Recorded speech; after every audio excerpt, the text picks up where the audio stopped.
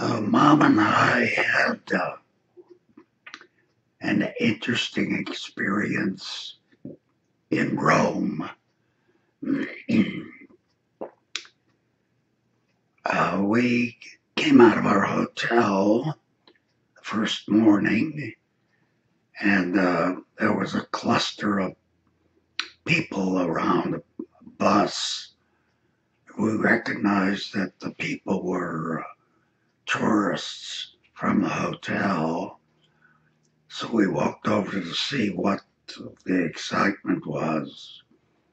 Turned out there was a young lady there who incidentally spoke great English with no Italian accent.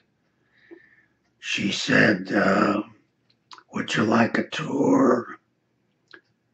I'm offering you a tour and lunch free. We knew there was something to be expected with that kind of offer, but what did we have to lose?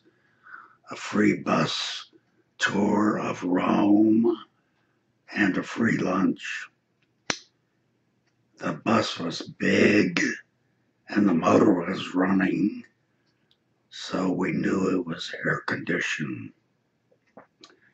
We followed the rest of the tourists, got in the bus. The bus driver appeared. The young lady got in, took up the mic, and we were off. She told us she was English, which of course explained why her language and speaking voice was so good. She said, I want you to know one of the places we're going to take you is Ostia. Ostia is Latin for mouth, which is the mouth of the river Tiber. The river goes along, but it does not have any outlet to the sea, so it turns into a small diversion, which is Ostia. So it was clear we were going to have a wonderful tour. So we went to the Forum, we went to Colosseum, we went to Victor Emmanuel's magnificent structure, and we went by several fountains. It was all quite wonderful, and the young lady, though she was English, it was obvious she knew her way around Rome. Finally, the bus slowed down and stopped. We were in what seemed to be a quiet neighborhood, but we got off the bus and went into the doorway of a building, found ourselves in a large restaurant. There were a lot of tables, small, with tablecloth, and this was a place, obviously, where we're going to have lunch. Soon everybody settled in, and sure enough, waiters came, and we had a seafood salad, very tasty, very well prepared, and Mom and I were very happy so far with our experience. When we had finished eating and our plates and so on taken away, a well-dressed man, tall, began to speak to us. He was American, And he said, we have something to show you, a movie, and after that we'd like to talk to you about what the movie has shown. Lights went down and the movie began. It was a movie started with weeds, showing weeds and seagulls and reeds, and you could hear the rushing of water, and then we could see a beach, and it went on with that, with beautiful, soft music all the way through. When the music finished and the lights came on, a young man came to our table, and we looked around, and there was a young man at each table.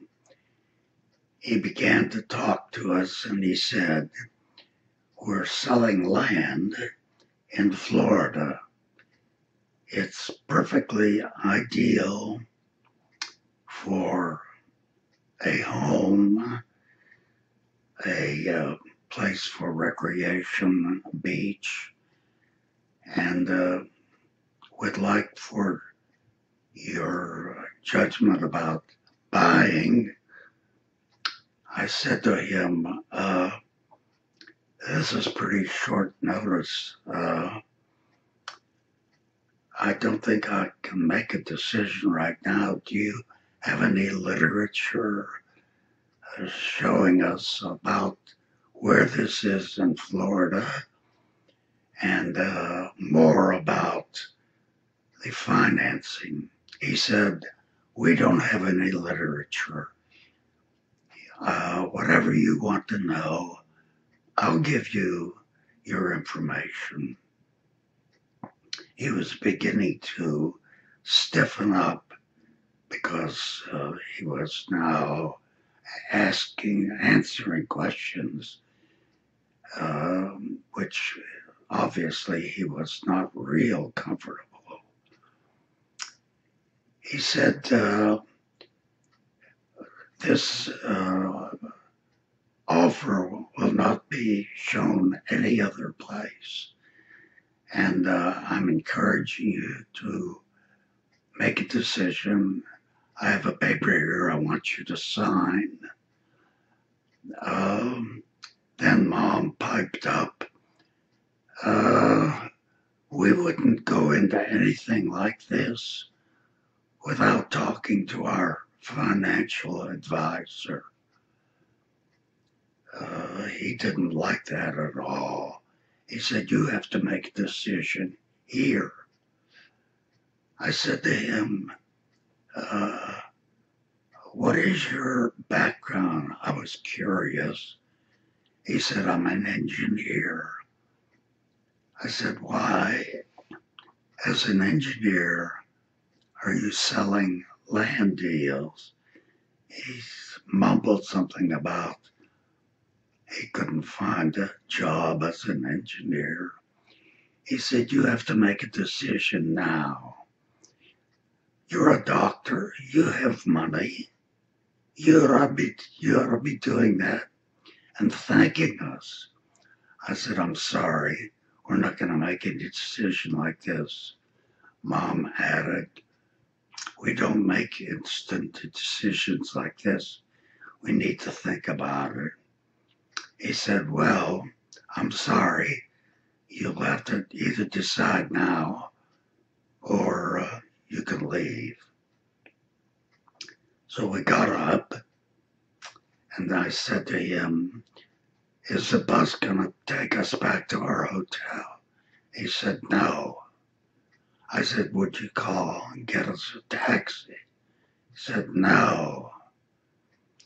So Mom and I realized we were not particularly wanted anymore. So we found our way to the front of the hotel where the young lady at the desk understood our problem, called us a taxi. On the way back to our hotel, Mom and I talked. We had had an experience. It was probably similar to other offers and pressures that we were going to experience. But we had made ourselves known. We weren't going to be pushed. So it was something we could tell our children.